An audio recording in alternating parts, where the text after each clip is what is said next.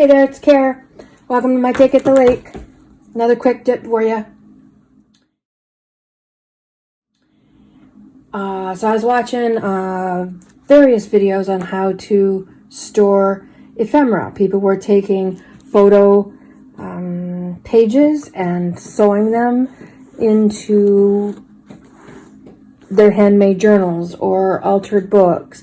And they were sewing all these pages in, and I remember, I think it was Pam at the Paper Outpost, because who else do I watch on a nearly constant basis? And she had found some pages at a thrift store, and she was cutting them apart and making herself this ephemera storage thing. And I've since watched several different ways to make them. I don't like to sew, but of course Pam made it look so easy and cool that I thought, I've got to have something like that downstairs. And downstairs I ran, and sure enough, I've got photo pages, I've got photo albums, I've got books and binders, and I've got all kinds of stuff downstairs that are empty. So I brought this beautiful book upstairs.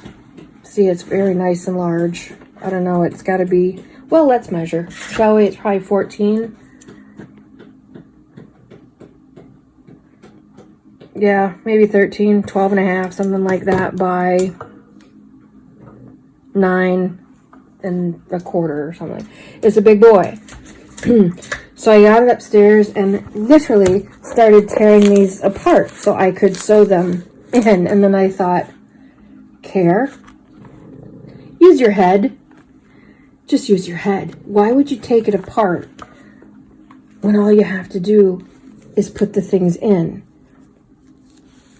So, you know, sometimes we just get so wound up and do it yourself and making it cool and making it yourself and making a new one and taking something small and making it into something better and different, or taking something that had one use and making it into another, that we lose sight of the most simple things. Now, is this perfect? No. You can see that these littler ones are falling down into that. But if I wanted to get smart, I could figure out a way to glue that, stitch it somehow, tack it, or in the case on this side, just stick a little something bigger, and it kind of acts as a barrier.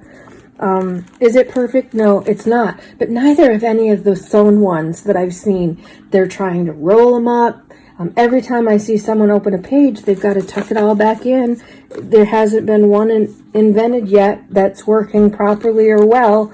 And I know that most of us have these type of pages because we get them, we've had them, but we don't ever use them because nobody prints pictures anymore. How sad is that? So I've got 3 or 4 of these that I can fill, and so I did. These are my black and white ones, and again, nope, it's not perfect, but I've yet to see one that's sewn, you know, that's taken hours and hours and hours to make, that's any better. I haven't. So if you don't have one in your basement or your attic or under your bed stored somewhere, they're probably a dime a dozen at Salvation Army or thrift shops or second-hand stores will have them, even if there's stuff in them or if they're not in perfect condition.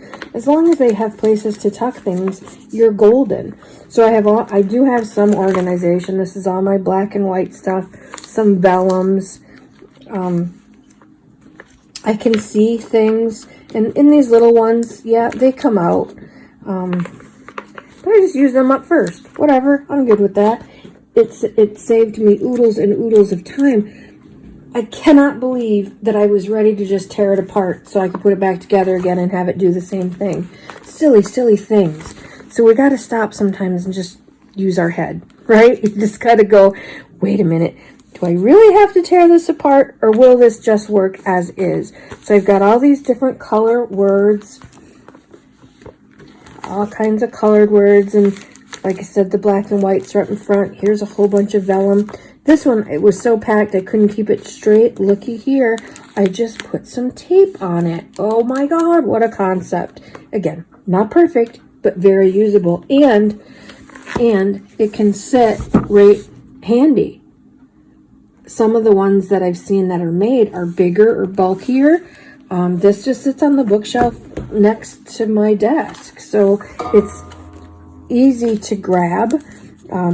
Long time ago, I remember seeing Pam, she pulled out what she called her word bucket. And I just thought that was so cool that she just had this beautiful, actually that first one was a box. And she just had words in a box.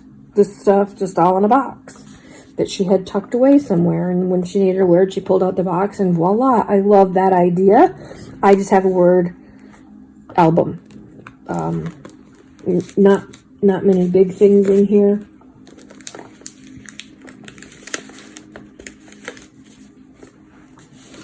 And if I want something, yeah, I just pull out the whole pack and I go through them and I see what I have. Yeah, it is not easy to see.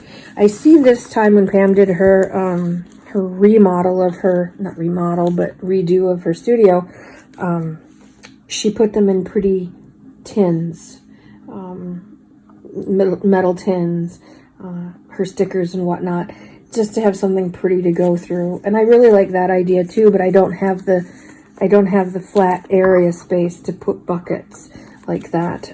Not that I want to use up anyway. I do have some flat areas, but I'd like something in there to not be filled with something.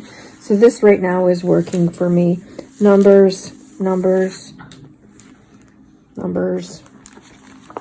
And so there is a little bit of rhyme and reason to it. A little bit. Anyway, that's a quick dip. Don't reinvent the wheel if you don't have to. My postage is going in here, so this takes up postage, numbers, black and white words, colored words, 4 buckets in one album, and I've got plenty of room if I want to put other things in here. I started putting my fussy cuts in here too, so, and then all I would have to do was maybe put some tabs so I know where the fussy cuts were and where the words were and the postage was and the dates and whatnot. That is Quick Dip for today. Do not reinvent the wheel. That's time you could be spent crafting or collecting goodies to craft with, or something more fun than reinventing something that you don't have to. Stop and think sometimes. It does help. Use your head. I take it to lake. Out for now.